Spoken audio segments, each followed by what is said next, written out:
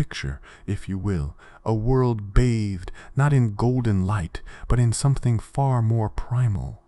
A realm where the very essence of life swirled and churned like molten metal in a cosmic forge, where beings bore horns that twisted toward heaven, scales that gleamed with ancient power, and wings that had not yet learned the burden of shame.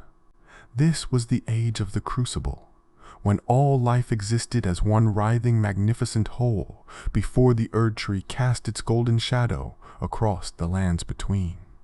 To understand the world of Elden Ring, to truly comprehend the motivations of Queen Marika, the tragedy of the Omen, and the very nature of the Golden Order itself, we must journey back through countless ages to a time when gods were different, when power took other forms, and when the primordial chaos that would later be called heretical was instead considered divine. This is not merely a tale of what came before, but a revelation of how the past refuses to die, how it bleeds through the cracks of the present like red-tinged gold seeping through a poorly sealed wound. The history we're about to explore has been deliberately obscured, hidden behind veils both literal and metaphorical. Queen Marika herself went to extraordinary lengths to bury these truths, to rewrite the very fabric of reality to suit her golden vision. Yet fragments remain, scattered across the lands between and the Shadow Realm like pieces of a shattered mirror, each reflecting a different angle of the same terrible, beautiful truth. What you know as the Golden Order, that seemingly eternal constant that governs life and death, that determines blessing from curse, is actually a relatively recent invention built upon foundations far older and stranger than most could imagine. Before the Erdtree stretched its luminous branches across the sky, before grace guided the worthy and abandoned the lost, there existed powers that would make even the demigods tremble. Dragons ruled from beyond time itself. The Crucible spawned endless forms of life and chaotic abundance, and in the shadows, a horned civilization built towers that scraped the heavens, seeking divinity through spirals of flesh and bone. This journey will take us from the age of the ancient dragons, when Placidusax reigned as Elden Lord beneath a fled god whose name has been scoured from history, through the primordial era of the Crucible, where all life blended together in sacred chaos, into the realm of the Hornsent, who transformed suffering into godhood, and finally to witness how a young woman named Marika seized divinity itself and reshaped the world according to her will. We'll discover why the Omen are reviled, why the Misbegotten suffer, and why certain knights bear armor that remembers an age their queen would rather forget. The age of dragons and the Elden Lord, beyond time, long before the first golden leaf fell from the Erdtree, before Marika's name was ever whispered in prayer or curse, the lands between knew a different order entirely. In this prehistoric age, beings of stone and storm held dominion over a world we would barely recognize. The ancient dragons, creatures of gravel-stone scales and red lightning, ruled from a city that existed outside the normal flow of time itself. At the center of this draconic empire sat Placidusax, a being whose very existence challenges our understanding of what it means to be Elden Lord.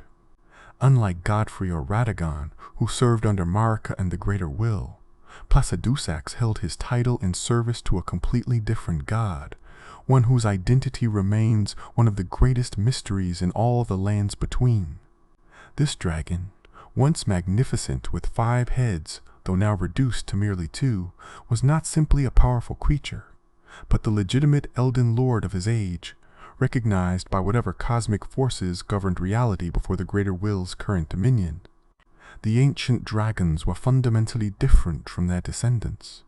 Where modern dragons like Godric's grafted friend, or even the mighty Fortisax wield golden lightning blessed by the Erdtree, the ancient dragons commanded red lightning, a power that predated any golden blessing. This red lightning wasn't merely a different color, it represented an entirely different source of divine authority. When Placidusax summons his ancient lightning in battle, he's not calling upon the Greater Will or any power associated with the current age. He's reaching back through time itself to an era when different gods held sway. Farum Azula, the crumbling city beyond time where Placidusax waits eternally, offers us perhaps our clearest window into this lost age. This isn't merely a ruin destroyed by time and neglect. It's a place deliberately removed from the normal flow of causality. The architecture speaks of a civilization that understood concepts we can barely grasp. The platforms float suspended in defiance of gravity. The storms rage eternal yet never erode the stone, and time itself moves in directions that shouldn't exist. The beastmen who inhabit this place, with their 5 fingers granted by intelligence, serve as clergy to dragons, maintaining rituals and purposes whose meanings have been lost for millennia.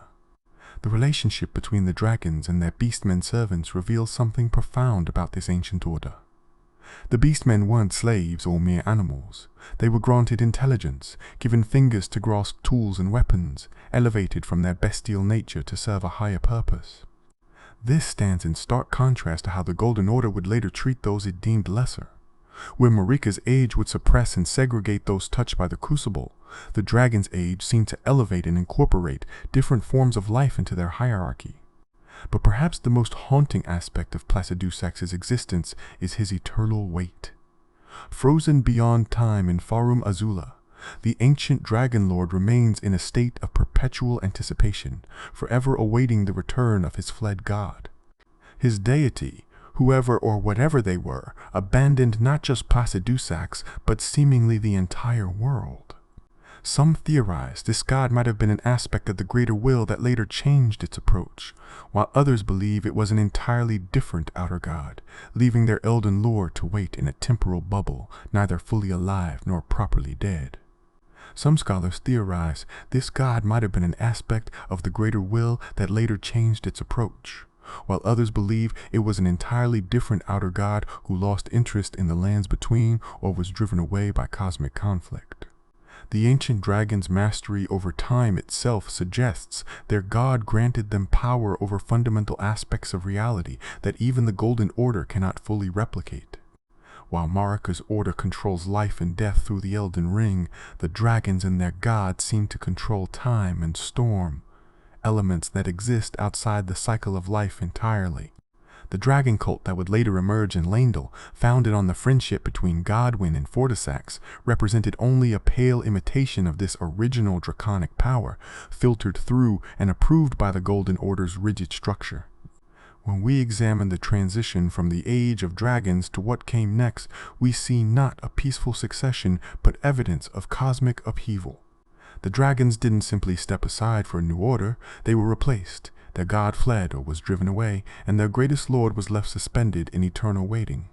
This pattern of violent succession, of new gods overthrowing old ones, would repeat throughout the history of the lands between, each new order building upon the bones of what came before, while desperately trying to erase any memory of its predecessors. The primordial crucible, where all life was one. If the Age of Dragons represented order through temporal mastery, the Crucible represented something far more fundamental, the raw, chaotic potential of life itself. Imagine a great melting pot where all living things existed, not as separate species, but as one roiling mass of biological possibility, where a being might sprout wings one moment and scales the next, where the boundaries between human, beast, and plant meant nothing. This was the Crucible, and contrary to what the Golden Order would have you believe, it was not separate from the Erdtree, but its primordial form, the seed from which that golden tree would eventually grow. The Crucible's power manifested as a red-tinged gold, a color that speaks to its nature as something both connected to and distinct from the later Golden Order. This wasn't the pure, cold gold of Marika's age, but something warmer, more organic, touched with the red of blood and life. Ancient smithing techniques, particularly those involving the forging of special weapons, required this primordial gold, suggesting that the Crucible's power was not just biological but fundamental to the manipulation of matter itself. Understanding the Crucible requires abandoning our modern concepts of species and evolution as linear progression. In the Crucible's age, evolution was not a slow march from simple to complex, but a constant, chaotic churning where any form could emerge from any other. A human might develop horns that spiraled toward divinity, wings that caught winds from other worlds, or scales that remembered ancient promises. These weren't mutations or curses, as the Golden Order would later claim, but natural expressions of life's infinite potential. The aspects of the Crucible that survive into the current age, those traits that mark the Omen and the Misbegotten as cursed, were once considered not just normal, but sacred. Horns represented a connection to the divine, a physical reaching toward the heavens. Wings suggested freedom from earthly constraints, the ability to touch realms beyond the mundane. Scales offered protection not just from physical harm, but from the erosion of identity itself. The knot, that strange growth found on Crucible knight armor, might represent the tangling together of all life, the point where individual existence merged back into the collective whole. The Misbegotten, those tragic beings who bear various animalistic features, offer us perhaps the clearest view of what happened when ordinary humans came into contact with the Crucible's lingering power. Their forms, considered hideous and wrong by the Golden Order standards, actually represent something profound, the human form trying to remember what it was like when all life was one. Their wings, scales, and bestial features aren't corruptions but reversions, their bodies attempting to return to that primordial state where such distinctions didn't exist. This concept of devolution, of beings returning to earlier forms, runs counter to everything the Golden Order represents. Where Marika's age insists on clear hierarchies, defined roles, and separated species, the Crucible represented a democracy of flesh where any form could become any other. The phenomenon wasn't limited to physical transformation either. The Crucible seems to have affected consciousness itself, blurring the lines between individual and collective awareness. The Miranda flowers, those poisonous blossoms that dot the lands between, might be remnants of plant life touched by the Crucible's power, explaining their unsettling, quasi-sentient behavior. The way they release toxins that cause madness rather than simple death suggests they're trying to return conscious beings to that primordial state where individual thought dissolves into collective experience. Even the Erdtree avatars, those guardians of minor Erdtrees, show signs of Crucible influence in their partially wooden, partially flesh composition, as if the tree itself remembers when it was something more chaotic. Evidence suggests the Crucible didn't exist in just one location, but manifested wherever life gathered in sufficient density and diversity. However, certain places seem to concentrate its power more than others. The realm of shadow, that hidden land Marika would later veil from the world, contained what some texts refer to as the mother of all crucibles, a source so powerful that even touching its influence could transform a bloodline for generations. The relationship between the Crucible and intelligence presents fascinating questions. While the Golden Order associates intelligence with fingers, tools, and civilization, the Crucible seemed to recognize a different kind of awareness, one that didn't require individual consciousness, but operated through collective experience. The ancestral followers, those who worshiped the spirit animals, might maintain traditions from this era, when the line between individual and species consciousness was meaningless.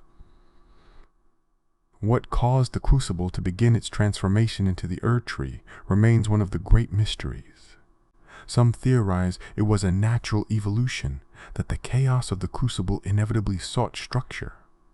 Others believe it was forced, that someone or something imposed order upon that primordial chaos.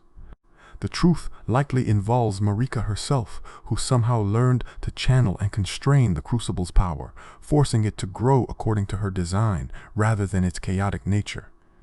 This transformation from Crucible to Erdtree wasn't just a physical change, but a fundamental rewriting of how life itself functioned in the lands between. The Hornsent civilization and their spiral to divinity. In the realm of shadow, hidden from the current world by Marika's deliberate veiling, there once thrived a civilization that understood the Crucible's power in ways we're only beginning to comprehend. The Hornsent, those beings marked by the spiraling horns they considered sacred, built not just a culture, but an entire cosmology around the concept of evolutionary spiral, seeing in the Crucible's chaotic transformations not randomness, but a pattern that could lead to godhood itself. To understand the Hornsent is to understand that horns, in their culture, were not mere physical features, but manifestations of divine favor. The more gnarled and intertwined one's horns, the closer they were considered to divinity. This wasn't arbitrary aesthetic preference, but based on their observation that the Crucible's power seemed to manifest most strongly through spiral patterns. They saw in the twisting of horns the same spiral that governed seashells, galaxies, and the path of spiritual ascension itself. The Tower of Enir Elim stands as the greatest testament to Hornsent ambition and understanding. This massive structure, reaching toward the gate of divinity itself, wasn't just architectural achievement, but a physical representation of their entire belief system. The tower spirals upward, each level representing a stage of evolution, a step closer to abandoning crude flesh for divine essence. At its apex lay the gate of divinity, that mysterious threshold through which mortals could genuinely become gods, provided they had the knowledge, the will, and perhaps most importantly, the sacrifices necessary to cross it. But the Hornsent's path to divinity was built on foundations of unspeakable cruelty. In places like Bonny Village, they performed rituals that would make even the most hardened warrior weep. The shamans, Marika's own people, were subjected to tortures that went beyond simple sadism into something almost incomprehensible in its purpose. The Hornsent believed that by stuffing living beings into jars, by forcing different types of flesh and consciousness to merge in agony, they could recreate the Crucible's blending of life in controlled, directed ways. The jar rituals deserve particular examination, not because we should dwell on suffering, but because understanding them illuminates both the Hornsent's philosophy and Marika's later actions. The Hornsent saw the shaman's flesh as special, possessing an unusual property that allowed it to meld with others without rejection.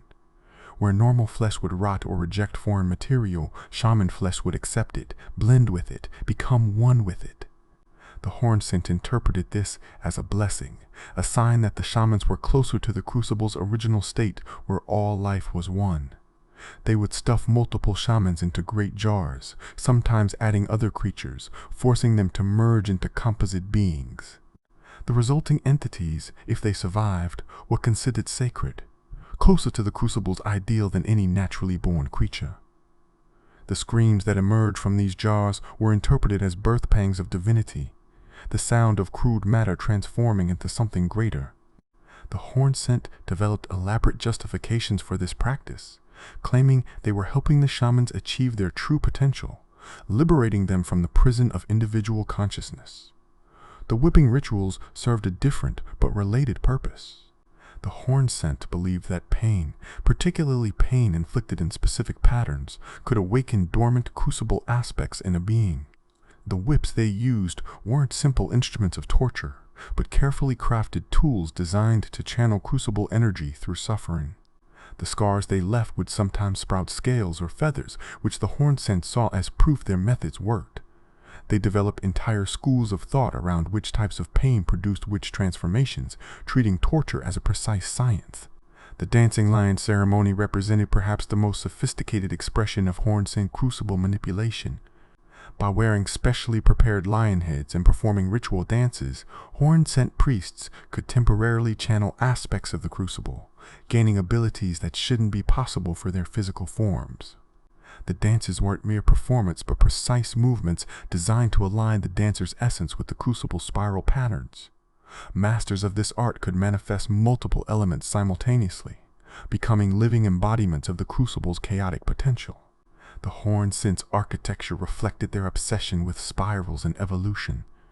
Their buildings twisted upward, defying conventional engineering through faith and Crucible power.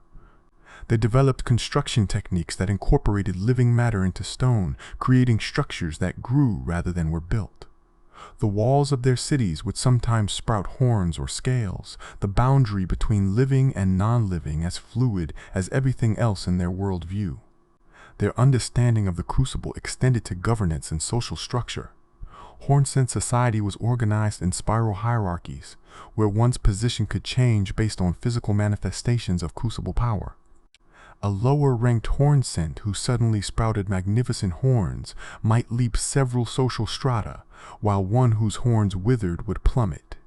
This created a society in constant flux, where transformation was both desired and feared. The relationship between the Hornsent and the ancient dragons remains unclear, but evidence suggests they coexisted, possibly even cooperated. Some carvings show Hornsent priests performing rituals alongside beastmen, implying shared religious practices or at least mutual recognition. The Hornsent might have seen the dragon's mastery over time as another spiral, another path to transcendence that complemented their biological focus. When examining Hornsent texts and artifacts, we find references to multiple crucibles, not just one. They speak of the mother of all crucibles appearing among them, suggesting they witnessed or perhaps even caused a particularly powerful manifestation. This mother crucible might have been what drew Marika to their realm, what gave her the knowledge necessary to transform the crucible into the Erdtree. The tragedy is that the Hornsent, in their cruel pursuit of evolution, created the instrument of their own destruction. The Crucible Knights and their primordial loyalty. Among all the warriors who have served the various powers of the lands between, few command the respect and fear inspired by the Crucible Knights. These 16 warriors, each bearing names derived from Earth's own geological history, represent something unique. Servants of the Golden Order who openly wield the power of what that order supposedly reviles. To understand the Crucible Knights is to understand the fundamental contradiction at the heart of Marika's age, the impossible balance between utilizing primordial power while condemning its manifestations. The naming convention of the Crucible Knights immediately tells us these are not ordinary warriors. Ordovis, Siluria, and Devonia draw their names from the Ordovician, Silurian, and Devonian periods of Earth's prehistory, eras when life exploded in diversity, when the first complex organisms emerged from primordial seas. Whether this naming was intentional symbolism or some deeper connection to cycles that transcend even the lands between remains unknown. But the association with periods of biological transformation cannot be coincidental. These knights served Godfrey, not Marika directly, and this distinction matters more than most realize. Godfrey, himself a figure who straddled the line between civilized order and primordial chaos, understood something Marika perhaps couldn't, that the Crucible's power wasn't evil, merely untamed. The knights he gathered weren't just warriors, but living bridges between the age of the Crucible and the age of the Erdtree, beings who could channel primordial chaos through disciplined will. The armor of the Crucible Knights deserves special attention, for it's not merely protection, but a containment system for Crucible power. The red cloth, the bronze-like metal that seems to pulse with inner heat, the strange knots and protrusions that could be either decoration or something growing from within, all speak to armor that's as much alive as crafted. When a Crucible Knight manifests wings to leap across a battlefield or a tail to sweep away opponents, they're not casting spells in the traditional sense. They're allowing their armor to remember what it was like when all matter could become any form. Siluria, who led one faction of the knights, wielded a tree-like spear that scholars believe might have been carved from a piece of the Crucible itself as it transformed into the Erdtree. Her fighting style, incorporating spiral thrusts that mirror the Hornsent's obsession with that shape, suggests either shared knowledge or convergent understanding of how Crucible power moves. When she charges forward, her spear spinning in impossible spirals, she's channeling the same force that once allowed all life to blend and separate at will. Ordovis, leading his own faction, took a different approach. Where Siluria embraced the spiral, Ordovis focused on the sword, on cutting and separation. His blade work speaks to someone who understood that the Crucible's power wasn't just about joining, but also about dividing, about the moment when one form becomes two. The schism between these two leaders might represent a fundamental philosophical difference about the Crucible's nature. Is it primarily a force of unity or division? Devonia's story adds another layer to our understanding. Unlike her named compatriots who remained in the lands between, Divonia journeyed to the realm of shadow, seeking the source of the Crucible itself. Her quest wasn't authorized by any official decree. She went of her own accord, driven by something that might have been curiosity, devotion, or perhaps a calling from the Crucible itself. That she survived in the Shadow Realm, among the Hornsent and worse things, testament to the Knight's incredible power. The techniques the Crucible Knights employ in battle reveal their deep connection to primordial forces. The horns they manifest aren't simple magical projections, but temporary reversions to a state where human and beast were one. When a Crucible Knight sprouts wings, they're not growing new appendages, but remembering wings they once had when all life shared all characteristics. The tail sweep, that devastating area attack, channels the same force that once allowed beings to extend their existence beyond their apparent physical boundaries. The relationship between the Crucible Knights and the Omen presents one of the most tragic ironies in the lands between. The Knights openly manifest the same aspects, horns, tails, wings, that mark the Omen as cursed. Yet the Knights are, if not honored, at least tolerated within the Golden Order's structure. This double standard reveals something crucial. It's not the Crucible's power itself that the Golden Order fears, but its uncontrolled manifestation. The Knights represent Crucible power leashed, directed, made to serve order rather than chaos. After Godfrey's exile, the Crucible Knights scattered, each following their own path. Some, like Tanith's unnamed knight, found new masters, offering their primordial power to those who could appreciate it. Others retreated to hidden places, guarding secrets that the Golden Order would prefer forgotten. A few might have attempted to follow their lord into exile, though the fate of such knights remains unknown. Their scattered presence across the lands between, from the depths of Stormvale to the heights of the mountaintops, suggests a deliberate dispersal, as if they're waiting for something or guarding against something. The fighting techniques passed down by the Crucible Knights found new expressions in unexpected places. The banished knights, despite their different origin, learned to channel similar powers, though in cruder, less refined ways. Some tarnished warriors seek out Crucible Knight armor and weapons, attempting to master their techniques, usually with mixed results. The power of the Crucible doesn't submit easily to those who don't understand its nature. When we observe Crucible Knights in battle, we're watching living history. Warriors who remember when the world was fundamentally different. Their every movement carries the weight of ages, their every manifestation a reminder that the Golden Order's reality is neither eternal nor inevitable.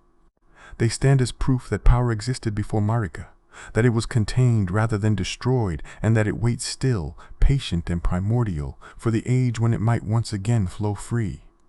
Marika's ascension and the birth of the Golden Order.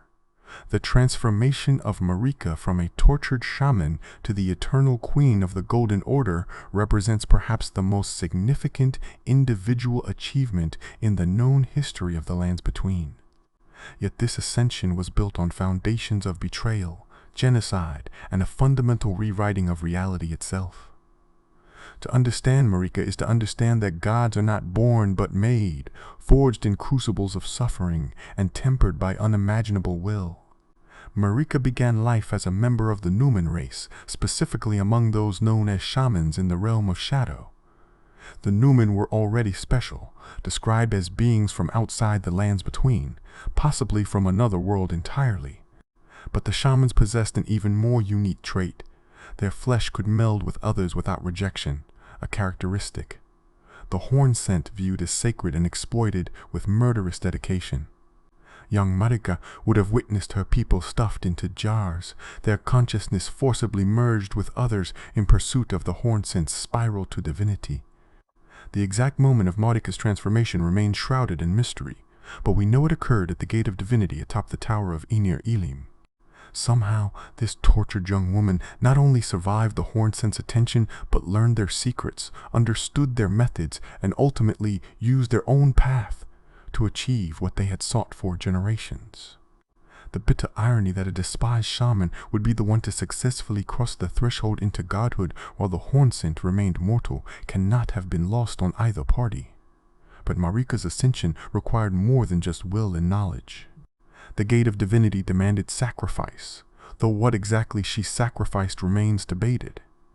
Some scholars suggest she offered up her very capacity for mercy, pointing to her later ruthlessness as evidence. Others believe she sacrificed her original self, that the being who emerged from the gate was fundamentally different from the one who entered. The appearance of Radagon as her other half, the timing of which remains heavily debated, suggests a fundamental splitting or transformation of identity. What's certain is that Marika emerged from the gate with power that surpassed anything the Hornsent had imagined. She didn't just become a god, she became a god capable of reshaping reality according to her will. The greater will, that outer god whose influence she channeled, found in her not just a vessel but a partner in imposing a new order upon the lands between. Together, they would transform the chaotic Crucible into the structured Erdtree, replace biological chaos with golden law. Marika's first act as a goddess was not creation, but destruction. She unleashed Messmer, whose origins remain mysterious, possibly her child from before her ascension, or created afterwards specifically for this purpose, upon the realm of shadow. The crusade that followed defies description in its thoroughness. The Hornsent civilization, which had existed for untold generations, was not just defeated but erased. Their cities were burned, their towers toppled, their priests hunted down and killed. The genocide was so complete that even the memory of the Hornsent was largely expunged from history. Messmer's crusade employed weapons and tactics specifically designed to counter Hornsent advantages. His flames burned not just flesh, but the very essence of Crucible power, preventing regeneration or transformation. His soldiers were trained to recognize and destroy sites of Hornsent power, to break their spiral patterns and disrupt their rituals. The few Hornsent who survived did so by hiding so deeply that they essentially ceased to exist as a civilization. But Marika's revenge extended beyond simple destruction. She transformed their tools of torture into instruments of order. The jaws that had been used to forcibly merge consciousness became warrior jaws, containing not unwilling victims, but honored dead. The ritual pots that had held sacrificial materials were repurposed for healing and harm in service to the Golden Order. Every symbol of Hornsent power was either destroyed or transformed into something that served Marika's vision. The sealing of the realm of shadow represents perhaps Marika's most impressive feat of divine power. She didn't just hide this land, she removed it from reality itself, creating a veil between it and the lands. Between that only specific rituals could pierce. This wasn't merely to hide the evidence of genocide, but to imprison the very memory of what came before. The Shadow Realm became a prison for inconvenient truths, a place where the past could be literally separated from the present. Marika's establishment of the Golden Order required not just power but systematic theology. She created a complex system of laws and principles that governed everything from life and death to the nature of existence itself. The Elden Ring, whether she created it or inherited and modified it, became the tool through which these laws were enforced. Grace, that golden guidance that marks the worthy, became the visible sign of her favor and the means by which she directed her subjects. The treatment of those bearing Crucible aspects under Marika's order reveals the depth of her hatred for her past.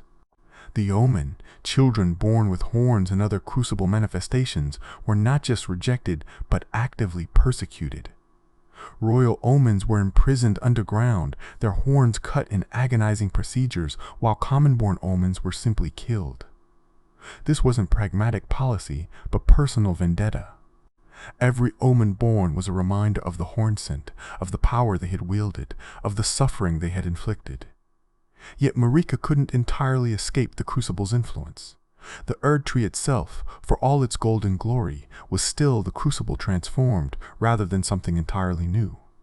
Her own children would manifest aspects she sought to suppress, Morgott and Morgborn as Omens, millennia cursed with rot that recalled the Crucible's chaotic transformations. The past she tried to bury kept resurging in her own bloodline, a cosmic joke that must have tormented her. The creation of the Golden Order also required Marika to establish a new pantheon and hierarchy, She elevated certain outer gods while suppressing others, designated her children as demigods with specific roles, and created elaborate rituals to maintain the new reality she had imposed. The two fingers became her interpreters, though whether they served the greater will directly or filtered its message through their own understanding remains unclear. Godfrey, the first Elden Lord of the Golden Age. In the figure of Godfrey, we find a paradox that defines the entire Golden Order. A barbarian warrior transformed into a lord of civilization, a being of uncontrolled violence who voluntarily accepted chains to serve a greater purpose. Understanding Godfrey, who was once Horror Loux, warrior of the Badlands, requires understanding that Marika needed not just a consort, but a weapon.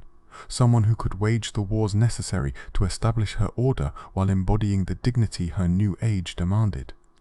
Horror Loux's life before meeting Marika speaks of blood and conquest without purpose beyond the joy of battle itself. He led warriors in the Badlands, those territories beyond civilization where might alone determined right.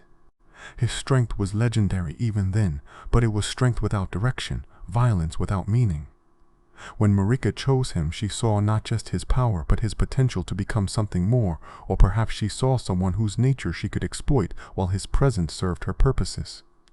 The transformation from Horror Loux to Godfrey required a fundamental suppression of his true nature. The beast regent Serash, that ghostly lion that clung to his back, served as more than symbolic companion. Serash was a living seal upon Godfrey's warrior instincts, constantly draining the battle lust that would otherwise consume him. Every moment Godfrey appeared calm and regal, Serash was actively suppressing volcanic rage that sought to emerge. This arrangement speaks to the extraordinary will of both parties. Godfrey's determination to be more than a beast, and Serash's dedication to containing forces that must have been agony to restrain. As Elden Lord, Godfrey led Marika's wars of conquest with brilliance that combined barbarian cunning with newfound strategic sophistication. The war against the giants showcased his evolution as a warrior. Where Horror Loux might have simply charged into battle, Godfrey understood that the giants' power required systematic dismantling. He didn't just defeat them, he broke their civilization, toppled their forge, and imprisoned their flame. The single giant left alive, cursed to tend the flame that had been his people's power, stands as testament to Godfrey's cruel efficiency. The story of Godfrey facing the Stormlord alone deserves particular attention. This wasn't mere bravado, but calculated necessity. The Stormlord commanded powers that could scatter armies, winds that could strip flesh from bone and reduce stone to sand. By challenging him to single combat, Godfrey turned the battle from one of armies to one of champions, where his personal might could determine the outcome. The battle, by all accounts, reshaped the very landscape, leaving scars that persist even now. Godfrey's victory established not just martial superiority, but symbolic dominance, proving that the Golden Order's champions could defeat the old powers in their own domains. The Crucible Knight's service under Godfrey reveals his pragmatic approach to power. Where Marika despised Crucible manifestations for personal reasons, Godfrey saw useful tools. He understood that winning wars required every advantage, even those his queen found distasteful. The knights respected him not just as their commander, but as someone who understood the value of their primordial power. Under his leadership, they weren't shameful remnants, but elite warriors whose abilities were crucial to establishing the new order. Godfrey's relationship with his children provides insight into the man beneath the crown. Godwyn the Golden, his son who would befriend even dragons, inherited his father's nobility without his rage. The twins Morgott and Morg, born as Omens, presented Godfrey with an impossible situation. As Elden Lord, he should have condemned them. As a father, he couldn't destroy his own children. Evidence suggests he might have been the one who ensured they were imprisoned rather than killed, a mercy that Marika might not have shown if left to her own devices. The long campaign of conquest took its toll not on Godfrey's body, but on his purpose. Each victory brought him closer to the moment when there would be no more enemies to fight, no more wars to wage. For someone whose very essence was conflict, The prospect of eternal peace was not paradise, but purgatory. The fading of his eyes, the loss of Grace's golden gleam, occurred at the precise moment his last enemy fell. This was not punishment, but release. Marika freeing a tool that had outlived its purpose. The creation of the Tarnished through Godfrey's banishment represents one of Marika's most far-sighted schemes. She didn't simply exile Godfrey and his warriors, she created a reserve army that would exist outside the Golden Order's influence, growing strong through struggle in distant lands. The Tarnished would retain their ambition, their hunger for power, while being free from the stagnation that would eventually afflict the lands between. Godfrey understood this wasn't abandonment but transformation, another role to play in Marika's grand design. Horror Loux' return, when Godfrey finally casts aside Serosh and reveals his true nature, shows that the barbarian warrior never truly died. He was merely sleeping, waiting for the moment when civilization no longer needed to pretend. The careful lord who spoke in measured tones, who ruled with wisdom and restraint, was always a mask worn by a warrior who delighted in crushing his enemies with bare hands. This duality, civilization built on barbarism, order maintained through violence, encapsulates the Golden Order's fundamental nature. The respect Godfrey commanded persisted long after his exile. Soldiers still invoke his name in battle. His descendants still claim legitimacy through their connection to him, and even Marika, in her way, honored him by ensuring he would return when the time was right. Among all who held the title of Elden Lord, Godfrey alone earned it through conquest rather than marriage, through strength rather than divine decree. He proved that mortality, properly directed, could serve Divinity's purposes better than godhood itself. The transformation from Crucible to Erdtree. The metamorphosis of the primordial Crucible into the golden Erdtree represents not just a physical transformation, but a fundamental rewriting of life's rules in the lands between. This wasn't evolution or natural progression, but deliberate mutation, reality itself twisted to serve Marika's vision of order. To understand this transformation is to understand how gods don't just rule worlds, but reshape them at the most basic level. The Crucible, in its original state, was pure potential without direction, every possibility existing simultaneously. Life could become any form. Matter could shift between states, and consciousness could merge and separate without clear boundaries. This chaos terrified and attracted in equal measure, offering infinite possibility at the cost of all stability.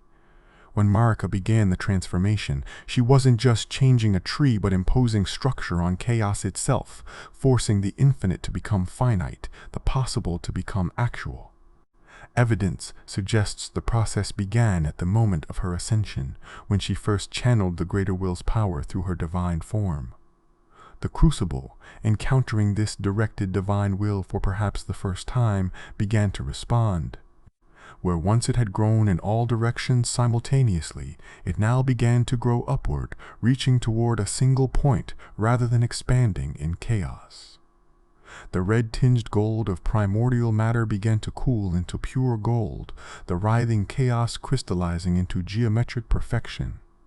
The transformation wasn't instantaneous, but occurred over generations, perhaps centuries. During this period, the lands between would have been in constant flux, reality itself uncertain as two fundamental forces struggled for dominance.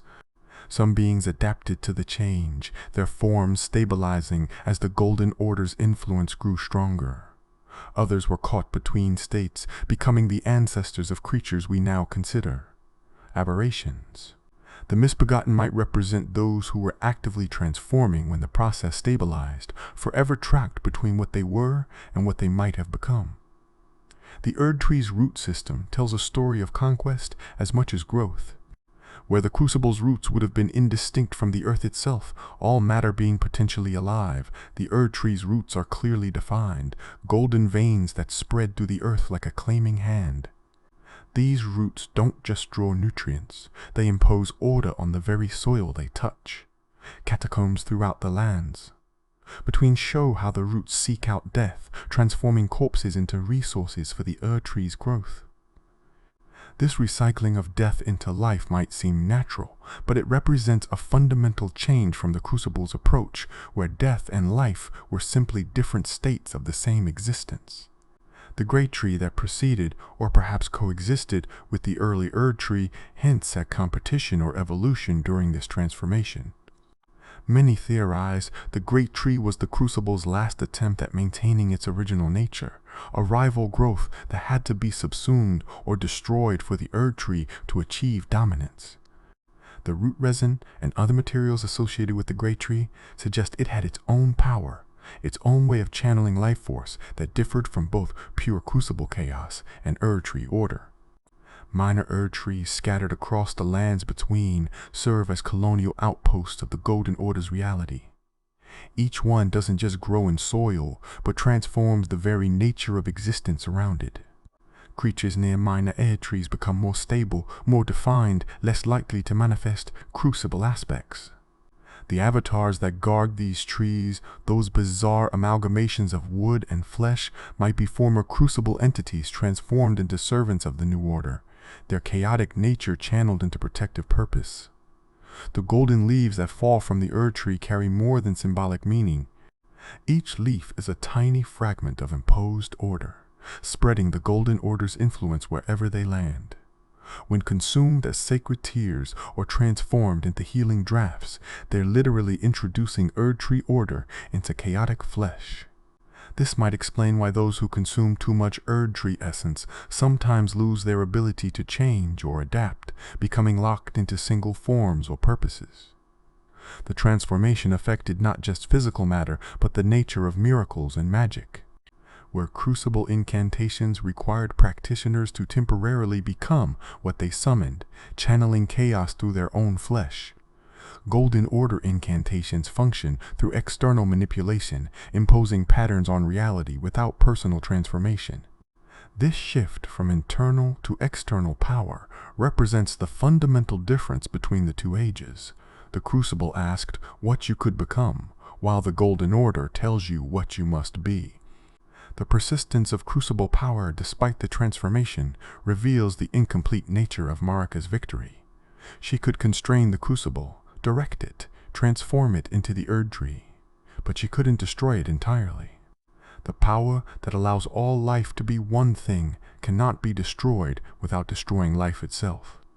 So it persists in margins and shadows, in the Omen and the Misbegotten, in the aspects that Crucible Knights can still manifest, in the red tinge that sometimes appears in gold when the light hits just right. Deathroot and its spread following the Night of Black Knives might represent the Crucible reasserting itself through corruption.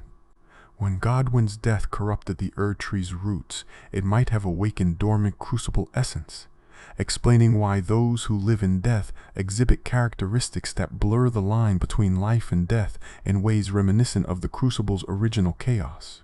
The death blight that spreads from Deathroot doesn't just kill but transforms, creating new categories of existence that shouldn't be possible under the Golden Order's rigid rules.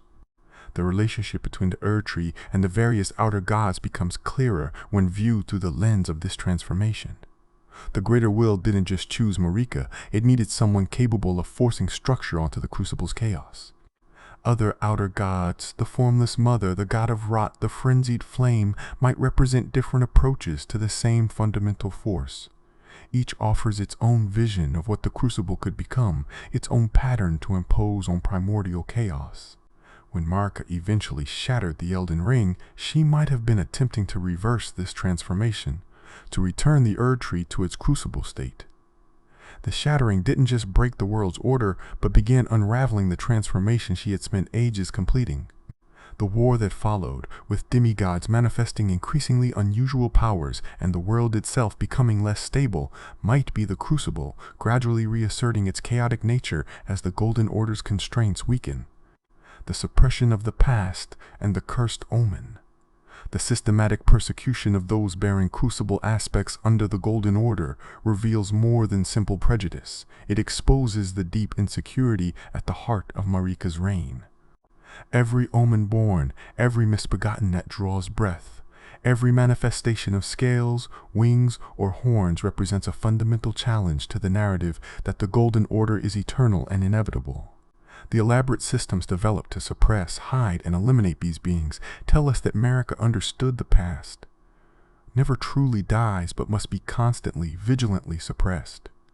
The Omen curse, as it's called by the Golden Order, is not a curse at all but a blessing from an earlier age. These children are born touched by the Crucible, their bodies manifesting the primordial aspects that once marked Divinity itself.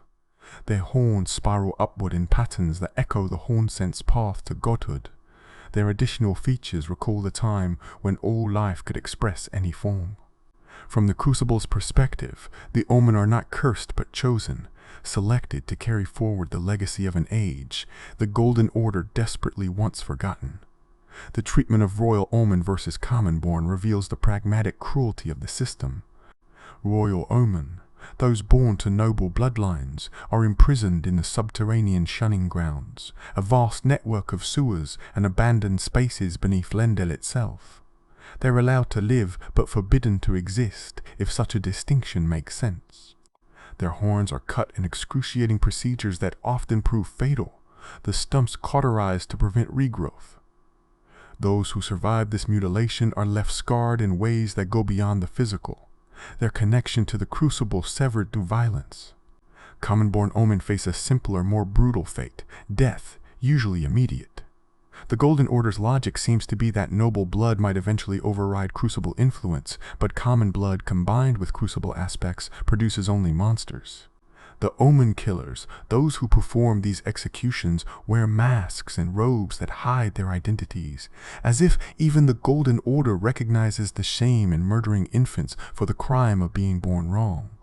Yet they continue, generation after generation, a systematic infanticide that everyone knows about but no one discusses.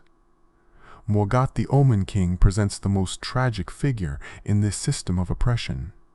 Born to Marika and Godfrey, marked from birth with magnificent horns and a tail, he should have been killed or at minimum exiled.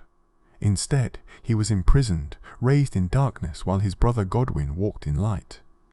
Yet somehow, through mechanism that defies comprehension, Morgott developed not hatred for the Golden Order, but fanatical devotion to it. He became the Grace Given, defending the very system that despised his existence.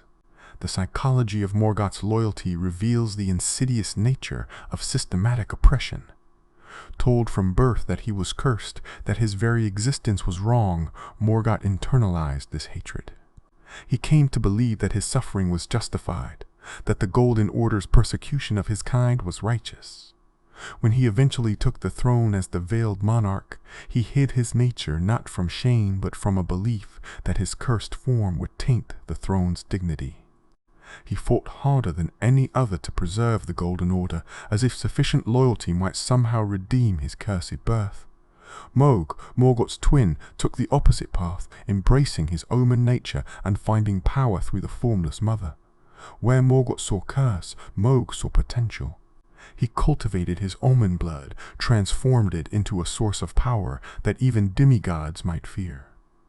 His Mohgan dynasty represented an attempt to create an alternative to the Golden Order, one where Crucible aspects were celebrated rather than suppressed. That he became a monster in his own right might say more about what systematic oppression does to its victims than about any inherent evil in Omen nature. The Misbegotten suffer a parallel but distinct persecution. Where Omen are born to human parents and treated as corrupted humans, Misbegotten are viewed as animals that mistakenly achieved consciousness. They're enslaved, used as labor and cannon fodder, their wings clipped and scales scraped when such features might allow escape or resistance. Castle mourns Misbegotten rebellion, where the enslaved rose against their oppressors with legendary fury, demonstrated that treating thinking beings as animals eventually produces consequences the Golden Order cannot ignore. The perfumers who showed mercy to the Omen, led by Rollo who would become the first Omen killer, represent another tragic transformation. These healers, who understood that Omen were not diseased but different, initially tried to help them. They developed treatments to ease the pain of horn cutting, salves to prevent infection in wounded scales, techniques to help Omen children adapt to their features. But the Golden Order's pressure transformed mercy into murder. Rollo's conversion from healer to killer might have been framed as mercy, ending suffering through death rather than allowing it through life, but it represents the corruption of healing into harm. The phenomenon of Omen manifestation appears to follow no clear genetic pattern, striking noble and common bloodlines with equal frequency. This randomness terrifies the Golden Order because it suggests the Crucible's influence cannot be bred out or eliminated through selective reproduction. Every pregnancy carries the risk of producing an Omen. Every birth might reveal horns or tail or scales. Community speculation suggests that Omen births increase near sites of ancient power or during certain celestial alignments, but the Golden Order suppresses such research, preferring ignorance to understanding that might humanize their victims. The Omen's connection to the Crucible grants them abilities that normal humans lack. They can sense the flow of primordial energies, navigate spaces that would confuse others, and sometimes manifest powers that recall the Crucible's chaos. The regal Omen Bairn, that disturbing tool that channels the vengeful spirits of murdered Omen babies, demonstrates that even in death, Omen retain connection to forces the Golden Order cannot fully comprehend or control. Their curses carry weight because they're backed by power older than the current age. The underground society that developed among imprisoned Omen deserves recognition. In the subterranean shunning grounds, generations of Omen have created their own culture, their own understanding of the world, their own methods of survival. They've developed fighting techniques that utilize their unique anatomy, created art that celebrates rather than hides their features, and maintained oral histories that preserve truths the Golden Order would prefer forgotten. When surface dwellers speak of Omen as solitary monsters, they ignore the complex society that exists beneath their feet. Conclusion: the past, that refuses to die as we reach the end of this journey through the ages that preceded the Erdtree. From the time-lost reign of Dragon Lord Placidusax, through the primordial chaos of the Crucible, to Marika's violent ascension, one truth becomes undeniably clear. The past in the lands between never truly dies but persists, transformed and hidden perhaps, but always present, always pressing against the boundaries of the current age. The Golden Order, for all its power and divine mandate, stands not as an eternal truth, but as merely the latest attempt to impose meaning on fundamental forces that predate and will outlast any single god's vision. The cyclical nature of violence and transformation we've witnessed, from the dragon's fled god to the Hornsent's cruelty to Marika's genocide, reveals a pattern that seems woven into the very fabric of existence in the lands between. Each age builds upon the bones of its predecessor. Each new order rises by destroying what came before, yet always, always the old powers persist in new forms. The Crucible becomes the Erdtree, yet Omen are still born. The Hornsent are exterminated, yet their spiral philosophy emerges in unexpected places. The dragons fade into legend, yet their power persists in those who remember. Understanding this history illuminates the present conflict in ways that would be impossible otherwise. The shattering wasn't just a war of succession, but a fundamental breakdown of the constraints Marika had placed on reality itself. When she shattered the Elden Ring, she didn't just break a symbol of power, but began unraveling the very transformation she had spent ages completing. The demigod's increasingly bizarre powers, Malenia's scarlet rot, Mikella's eternal youth, Ranni's bodiless existence, might all represent the Crucible's chaos reasserting itself through cracks in the Golden Order's facade. The Tarnished, called back from exile to claim lordship, represent perhaps the ultimate irony in this cosmic drama. These warriors, descended from those Marika banished when their purpose was served, return to find a world where all the careful order has collapsed into something resembling the chaos their ancestors helped suppress. They fight through lands where the boundaries between life and death blur, where demigods manifest powers that shouldn't exist under the Golden Order's rules, where the very stability of existence comes into question. Every major faction in the current conflict represents a different vision for what should replace or restore the failing Golden Order. The Golden Order fundamentalists seek to perfect and restore Marika's vision, not understanding that it was flawed from inception. Those who follow Rani pursue an age of stars and cold dark, rejecting the very concept of centralized order. The followers of the frenzied flame would burn everything back to primordial chaos, perhaps unconsciously seeking to return to something like the Crucible's original state. Even those who would crown a new Elden Lord simply perpetuate the cycle, placing new management over fundamental forces that will eventually corrupt or break free. The revelation that the realm of shadow exists, hidden but not destroyed, carrying forward the crimes and secrets of the past, suggests that Marika's greatest fear has already been realized. The past she tried to bury has not only survived, but grown in isolation, developing in ways she never anticipated. The Hornsent might be largely gone, but their knowledge persists. The Crucible might be transformed, but its power remains. Every careful plan, every systematic suppression, every attempt to rewrite history has only delayed rather than prevented the reckoning. When we examine the artifacts and weapons from these bygone eras that still function in the present, we see tools that carry their history within them. A Crucible Knight's armor doesn't just protect. It remembers what it was like when all matter could shift between forms. Dragon Communion doesn't just grant power. It creates connection to an age when different gods held sway. Even the humble smithing stones carry within them the geological memory of transformations that predate any current understanding. The persistence of those marked by the Crucible in the current age, despite centuries of persecution, speaks to the fundamental inability to fully suppress primordial forces. Every Omen child born is a reminder that the Crucible's influence persists. Every Misbegotten who draws breath proves that the past cannot be killed. These beings, reviled and hunted, carry forward truths that threaten the Golden Order's narrative simply by existing.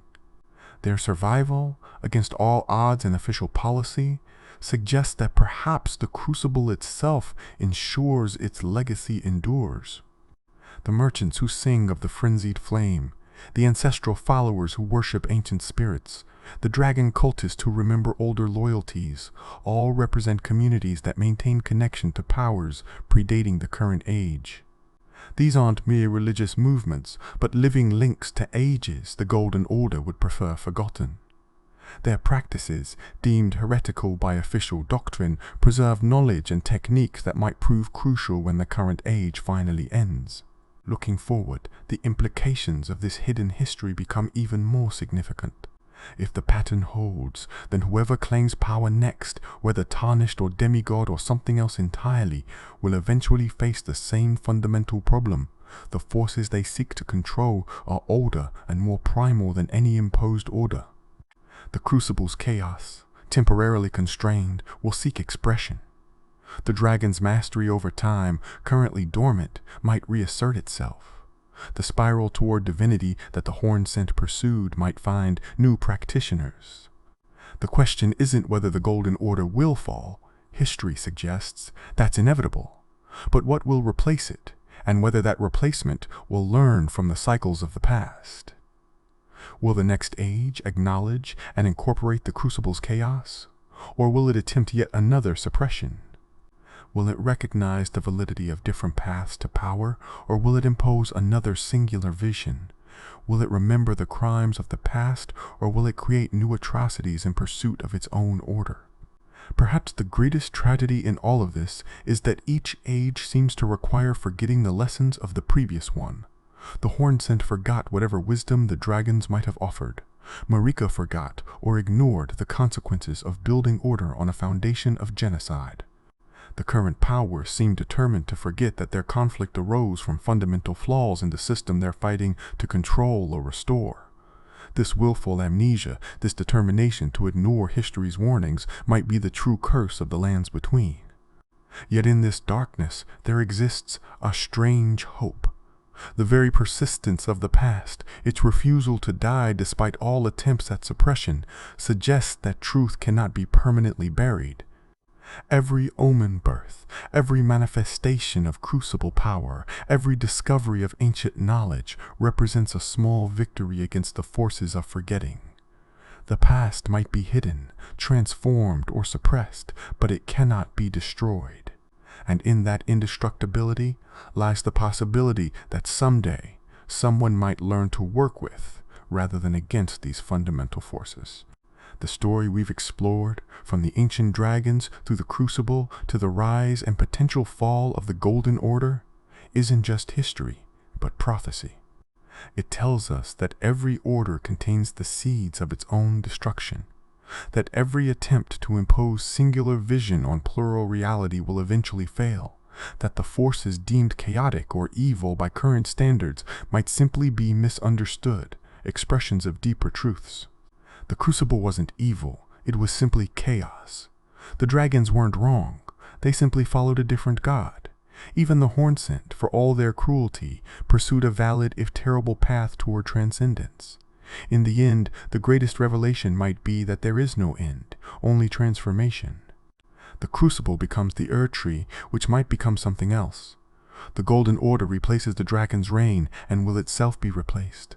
The past becomes the present, becomes the future, each age carrying forward hidden legacies of what came before.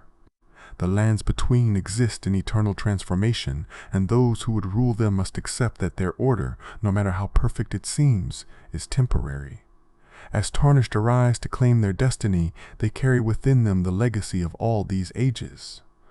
In their veins flows the potential of the Crucible, the ambition that drove Marika to godhood, the strength that Godfrey used to establish order, and perhaps, if they're wise, the understanding that whatever throne they claim sits atop layers of history that will not remain buried forever.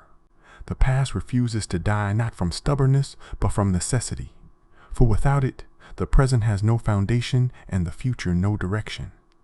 If you enjoyed this deep dive into the prehistoric ages of Elden Ring, this exploration of the Crucible era, and the cosmic forces that shaped the world before the Erdtree's golden light dominated the lands between, please like and subscribe to Key and 7 Lore for more comprehensive explorations of gaming's most fascinating and complex lore. Together, we'll continue uncovering the hidden histories that shape our favorite worlds, revealing the secrets that others would prefer remain buried, and understanding the deep narratives that make these games more than mere entertainment, but windows into profound mythological truths.